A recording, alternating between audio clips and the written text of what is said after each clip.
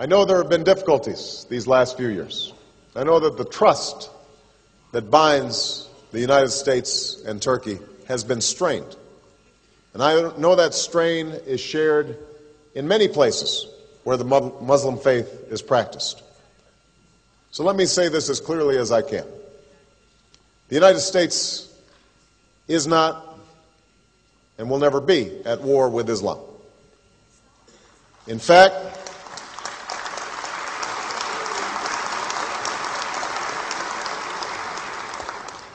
our partnership with the Muslim world is critical, not just in rolling back the violent ideologies that people of all faiths reject, but also to strengthen opportunity for all people.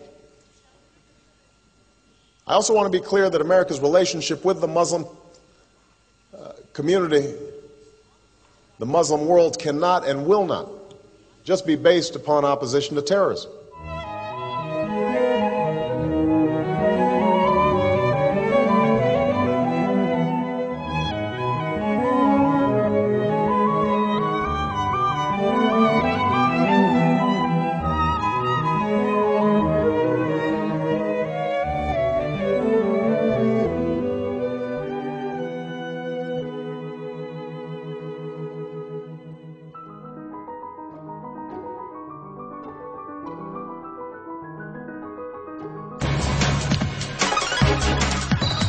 Eyewitness reports suggest around a dozen US warships and aircraft carriers, as well as one Israeli warship, have passed through the Suez Canal, supposedly heading towards the Persian Gulf. If reports are true, the move might be in connection to the US self-inflicted embargo against Iran aimed at inspecting Iran-bound ships for suspected goods related to the country's nuclear program. Reportedly, the USS Harry Truman, along with 12 other accompanying ships, including at least one Israeli vessel, passed through the Suez Canal on Friday, as the Egyptian army made extra security measures for their safe passage. Although Egypt's opposition party reportedly warned President Mubarak not to let the American fleet pass through.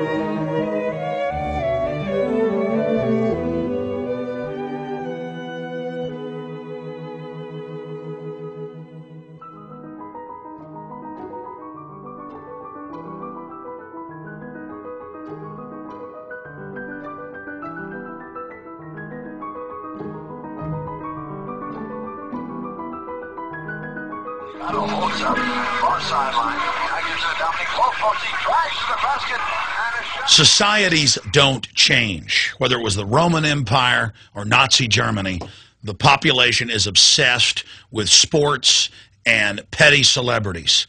And the United States is no different. MSNBC, the New York Times, they're all reporting that we are going into a depression, one of the greatest depressions in world history. And our decadent, slob-like public, and that's not everyone, but large percentages of the public, could care less. They're not involved in their communities. We've got 46 states on the verge of bankruptcy. The government's raising taxes on every level. The border with Mexico is collapsing. Mexico has collapsed. And the public doesn't care because the media has set the agenda. And they tell you to care about LeBron James and his decision. And he's playing into it and is going to announce his stupid decision. It doesn't matter what basketball team he goes to. This is a distraction by design. We have the governor of the state he's currently living in a bizarre "We Are LeBron, We Are the World" literal worship fest with hundreds of celebrities. This is sickening. Hey, LeBron, we really need you. No bigger heart is gonna love you. Imagine the Ohio governor begging and pleading on television and serenading LeBron James with hundreds of other celebrities when Ohio is one of the states slated to go completely bankrupt. We're going into a depression. They're about to launch World War III with Iran openly. Fox News is reporting as if it's a good thing in New York State and Illinois that troops have helped arrest thousands of citizens and are doing gun sweeps in people's homes and searching people's cars. We're going in to martial law. Offshore banks have overthrown the U.S. They've stolen tens of trillions of dollars, like we're some third world country they're looting. Everything's going to hell in a handbasket. So if you want to know why your children have no future, if you want to know why you're bankrupt, if you want to know why you're in debt, if you want to know why you have no future and have lost your job or are getting your pay cut, it's because your priorities are wrong. It's because you let that idiot box, the television, program you since the days that your mother and father set you in front of the TV for 12 hours a day in your crap-filled diapers. It's not too late to admit we're a sick, decadent, degenerate society crumbling. We are Rome.